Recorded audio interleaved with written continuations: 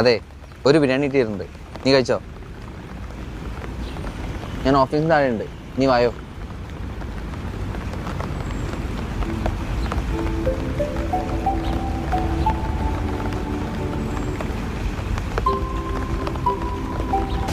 ഒരു 8-10 kilometre ഓടിയിട്ടുണ്ടാവേ.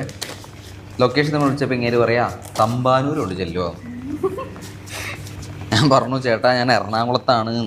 പുള്ളിക്കുള്ള location വല്ലതും മാറിയതായിരിക്കും. ആ എന്നിട്ട് ഇങ്ങേര് സമ്മതിക്കണ്ട, ഇയാൾ പറഞ്ഞോണ്ടേ ഇരിക്കുക. ഇല്ല ലൊക്കേഷൻ മാറിയിട്ടില്ല, കറക്റ്റ് ലൊക്കേഷൻ തന്നെ കൊടുത്ത് ആൾറെഡി പേ ചെയ്താണെന്നൊക്കെ. ലാസ്റ്റ് ഏജന്റിനെ വിളിച്ച് ക്യാൻസലാക്കി കിട്ടിയ ബിരിയാണിയാണ്.